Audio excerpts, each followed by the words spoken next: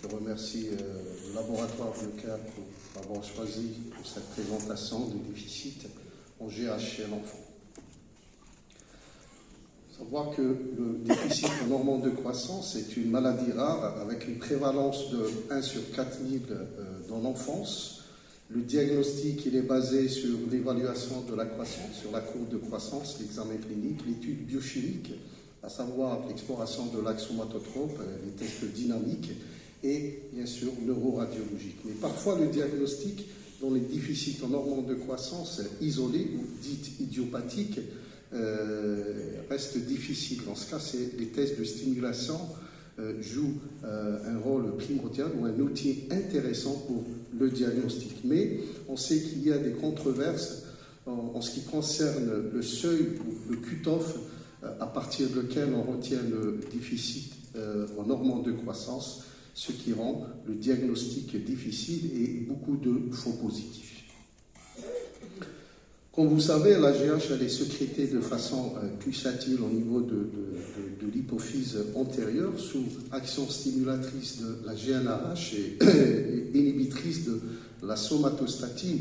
Il y a d'autres également régulateurs physiologiques comme la ghreline qui est sécrétée par l'estomac, qui a un effet stimulateur sur la sécrétion de la GH. Également, les hormones sexuelles au moment de la puberté qui ont une action stimulatrice et bien sûr le métabolisme glycidique et les acides aminés également qui ont un effet plus stimulateur. La GH sécrétée, elle va au niveau du foie et bien sûr elle va stimuler une cascade enzymatique, la synthèse d'IGF-1. Cette IGF-1 qui va se lier à une protéine porteuse qui est l'IGF-EP3 et tout ça ils sont stabilisés par une sous-unité acidolabile et on sait que la demi-vie de l'IGF-1 elle est plus stable grâce à ce complexe qui dure de 16 heures. Et cette IGF-1 c'est elle qui va au niveau du cartilage de conjugaison et stimuler la croissance longitudinale. Donc également, on sait que des études ont montré que l'IGF-1 agit principalement de façon, plutôt la GH agit de façon indirecte par l'IGF-1 circulant, synthétisé principalement par le foie. Et ces l'IGF-1, ils vont au niveau active la maturation des chondrocytes au niveau de la plaque de croissance ou le cartilage de conjugaison. Plusieurs études ont démontré également que la GH peut agir directement en stimulant la synthèse locale d'IGF-1 et bien sûr, ou bien agir directement au niveau de la plaque croissance, ce qui explique la variété de l'étiologie de déficit en hormones de croissance. La présentation habituelle, généralement, chez les enfants qui présentent un déficit en hormones de croissance, c'est une mauvaise croissance pendant l'enfance et parfois même un aspect caractéristique avec une macrocranie, un bossage frontal. On a une adiposité tronculaire, un petit visage médian, petit. Et de ce fait, l'enfant il fait moins que son âge et bien sûr un micropénis. Mais dans plusieurs situations, cet aspect n'est pas présent. Donc, ce qui a mené la GH Research Society à recommander des critères pour aller rechercher le déficit en hormones de croissance. Premièrement, c'est les tailles sévères, moins de 3 DS, ou bien la taille de l'enfant qui a un décalage entre la taille de l'enfant et la taille cible de plus de 1 couloir et demi. Ou bien, troisièmement, c'est des anomalies de la vitesse de croissance. Vous savez qu'on le constate au cours de la surveillance de l'enfant sur les cours de croissance de plus de 1 ou 2 couloirs sur 1 ou 2 années. Également, on va rechercher les signes de déficit en hormones de croissance s'il y a des signes évocateurs de lésions intracrâniennes. Par exemple, une fente labiopalatine chez un nouveau-né, elle laisse directement d'aller faire une IRM hypophysaire à la recherche de syndrome de ligne médian. L'incisif médian unique, bien sûr, c'est ce qu'on appelle le syndrome de ligne médian ou anomalie de la ligne médiane. Si on a également des déficits multiples en hormones hypophysaires, donc il faut aller rechercher le déficit en hormones de croissance, ou bien des signes évocateurs de déficit en hormones de croissance chez le nouveau-né ou le nourrisson, surtout chez le nouveau-né qui présente une hypoglycémie, un ictère et associé à un micropénis. Il ne faut jamais utiliser le test de déficit, la GH, comme seul critère pour retenir le diagnostic de déficit en hormones de croissance. C'est un ensemble d'arguments pour retenir le diagnostic.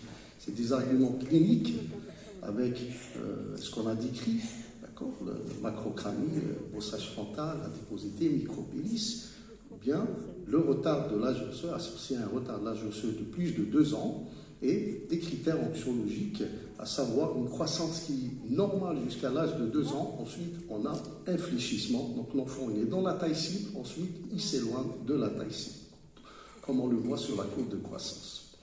Les valeurs faibles d'IGF-1 et d'IGF-BP3, et bien sûr un faible pic de GH au test de stimulation. Pour les formes idiopathiques, c'est-à-dire si on n'a pas une malformation de l'axe hypothalamo-hypophysaire, si on n'a pas une association d'autres atteintes hormonales, il nous faut 2 tests pour retenir le diagnostic. Par contre, si on a une malformation, une mutation génétique connue pour un déficit en GH, ou bien une association à d'autres anomalies hormonales, il suffit d'un seul test pour retenir le diagnostic de déficit en hormones de croissance. Et à partir de là, on va le classer s'il est complet, si la GH est inférieure à 5 nanogrammes par millilitre, ou bien partiel, s'il est entre 5 et 10 nanogrammes par litre. Toujours complété par l'IRM hypophysaire. Dans la majorité des cas, elle est normale, on la retrouve normale, ce que vous voyez sur cliché avec le chiasma optique, la tige pituitaire, la partie opaque, c'est la post-hypophyse, c'est l'ADH, et l'anti-hypophyse. Et parfois, on peut retrouver une post-hypophyse ectopique avec une interruption de la tige pituitaire et une anti-hypophyse qui est hypoplasique, ce qui correspond à une interruption de la tige pituitaire classique. Parfois même, on peut retrouver une masse hypophysaire en rapport avec un crâniophage. Quelles sont les causes de déficit en hormones de croissance? On les classe en 2, les congénitales et les acquises. Les formes congénitales, c'est des mutations. Ces mutations, elles peuvent intéresser les gènes qui sont responsables du développement de l'hypophyse. Parce que vous voyez les mutations HES1, LHX3 et 4, et généralement ces mutations, ces déficits sont associés à d'autres atteintes hormonales. On peut avoir d'autres mutations sur la GH, le gène qui commande la GH. C'est-à-dire là, on a ce qu'on appelle le déficit en hormones de croissance idiopathique ou isolé, ou des mutations de la GnRH, ou des récepteurs de la GnRH. Tout ça donne des déficits en hormones de croissance, c'est-à-dire un GHD isolé. L'autre cause congénitale, c'est des malformations cérébrales. La plus classique, c'est l'interruption de la tige pituitaire. On a les causes acquises tumorales, que ce soit des tumeurs bénignes comme crâniopharagiome ou malignes, les causes traumatiques, inflammatoires comme histiocytose, sarcoïdose et bien sûr post-radiothérapie. Là, on rapporte un cas de consultation. Dans la consultation, c'est une gène qui a été âgée de 9 ans. Donc, elle est venue conçue pour un retard de croissance. Et dans l'examen sans antécédent, dans l'examen clinique, on retrouve un retard de croissance sévère. Vous voyez, à moins 5 déviations standard, très loin de la taille cible. Et elle avait un déficit également pondéral de moins 4 DS. L'âge osseux était en retard de 5 ans. On remarque que la fille, elle paraît plus jeune par rapport à son âge. On dirait qu'elle a 4 ans, alors qu'elle avait 9 ans. D'accord. Donc un âge osseux qui était très en retard, de 5 ans, après avoir éliminé toutes les maladies, plutôt pathologies chroniques, y compris la maladie cœliaque et autres. On a fait un bilan hormonal qui montrait une IGF-1 qui était basse, avec une cortisolémie normale, une TSH normale. On a commencé par le test omnicadon, donc qui montrait une hypoglycémie à T50, au temps de T50, mais il n'y avait pas une augmentation de la GH. Donc on a conclu un déficit complet en GH. Donc l'IRM, on l'a complété par l'IRM qui montrait une tête d'éruption de la tige pituitaire. On a commencé le traitement à 10 ans. Donc elle n'a pas eu sa puberté à l'âge de 13 ans. Elle était obligée d'induire sa puberté. Et actuellement, elle a 15 ans et elle n'est pas plus loin de la taille cible. L'objectif était atteint, donc la patiente, donc la taille cible, elle a été atteinte après la puberté. Là, c'est Abdelhak qui était âgé de 15 ans, qui consultait pour retard de croissance, impuberisme, et il avait des céphalées atroces, donc rebelles, oesotalgiques. Donc l'examen clinique, il retrouvait un retard de croissance qui était sévère quand même, avec moins 4 DS. Il avait un micropénis, il était impubère, 15 ans, et bien sûr une adiposité tronculaire associée. L'âge osseux, il était de 8 ans. Il se plaignait de céphalées atroces, je le répète. Le bilan qu'on a fait, toute autre pathologie chronique qu'on a éliminé, bilan hormonal qui montrait l'IGF-1 qui était basse avec les autres, l'axe cortico-éthériotrope qui était normal. Et bien sûr, on a commencé un test au glucagon qui montrait un déficit sévère. L'IRM a montré une adénome, un macroadénome hypophysaire kystique avec une compression latéraux et supracellaire. On a évoqué au début sous le neurochirurgien, ils ont eu le crânio-pharyngiome, mais opéré avec des biopsies multiples, évacuation du kyste, qui a objectivé que finalement c'était un méningiome. Le patient il est sous onde retardée, l'induction de la puberté et la GH avec une très bonne évolution. On a fait depuis 2022, en 2022, une étude dans notre service qui montrait le profil épidémiologique des patients. L'objectif, c'était de montrer le profil épidémiologique des patients présentant un déficit en hormones de croissance et l'analyse des différents diagnostics étiologiques possibles, ainsi que la réponse au traitement, après 12 mois de traitement. Donc l'étude était descriptive, portant sur 161 dossiers de patients déficitaires en hormones de croissance, suivis dans notre service. Donc sur 61 patients GHD, les garçons étaient significativement plus nombreux que les filles. L'âge moyen était de 7 ans. Et le retard de croissance était sévère dans plus de la moitié des cas. Donc sur le tableau, vous voyez les caractéristiques de base clinique et biochimique des patients déficitaires en hormones de croissance. Et une atteinte, la taille moyenne était sévère, à moins de 3 DS, et le poids, il était atteint, mais de façon moins sévère. BMI était pratiquement normal chez nos patients, le BMI moyen. L'IGF-1 moyenne, elle était basse par rapport à l'âge moyen, d'accord, de 7 ans, elle était à 55. Et l'âge osseux également, il n'était pas par rapport à l'âge moyen de nos patients. Le déficit était partiel dans 36% des cas et il était sévère dans 64% des cas. Il y avait une atteinte thyroïdienne chez 4 patients, un hypogonadisme chez 3 patients et bien sûr une insuffisance surrénalienne chez 2 patients. Donc, 67% des patients présentaient un déficit en hormones de croissance idiopathique. Et dans cette forme, qu'on trouve les formes transitoires, on trouve même les faux positifs de GHD. Donc, les formes transitoires, c'est quoi? C'est des vrais GHD, c'est des vrais déficits en hormones de croissance.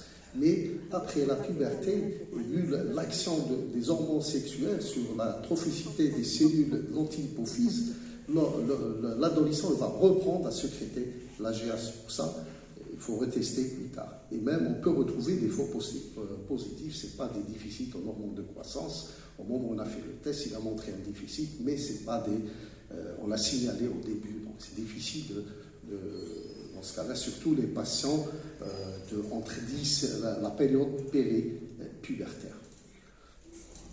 Et on retrouve dans cette population les déficits en hormones de croissance idiopathiques avec des mutations de GH, la GnRH, des gènes des récepteurs de la GnRH. Et cela relève de l'étude génétique, mais on a un accès limité chez nous pour l'étude génétique et avec un coût exorbitant.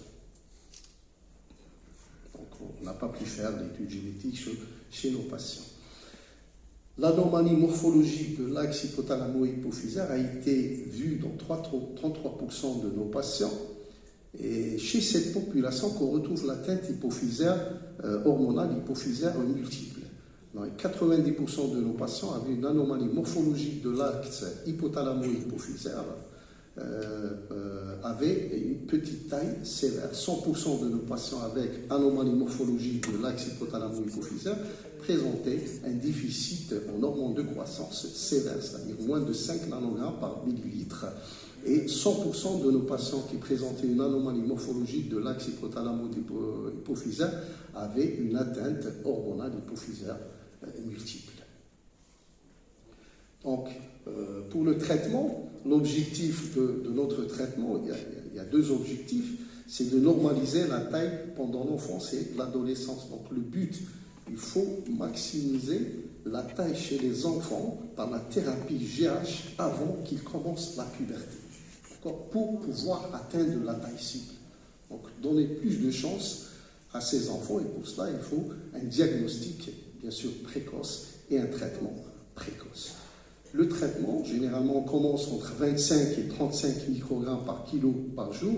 Là, nos attitudes, nous, les endocrinopédiatres, c'est de commencer à la limite inférieure, c'est-à-dire à 25, et on titre vers le haut, c'est-à-dire on augmente en fonction de la vitesse de croissance et bien sûr de l'IGF. Pour les effets secondaires de la GH, la tolérance elle est excellente. Donc on voit peu d'effets secondaires. Tous ces effets secondaires ont été décrits dans la littérature et principalement on voit chez nos patients, surtout l'hypertension intracrânienne bénigne, c'est des céphalées qui sont rebelles. Et plutôt, dès le début du traitement, c'est des céphalées rebelles. Si on fait un œdème papillaire, mais c'est réversible. C'est des hypertensions intracrâniennes qui sont bénins. Et donc, il faut juste arrêter le traitement et reprendre à des doses progressives. La scoliose, en fait, la scoliose, c'est pas un effet secondaire de la GH, c'est l'accélération de la croissance qui fait en sorte que les enfants exacerbent leur scoliose. On voit également des arthralgies et des réactions cutanées au site d'injection. Donc, c'est des réactions vraiment bénignes.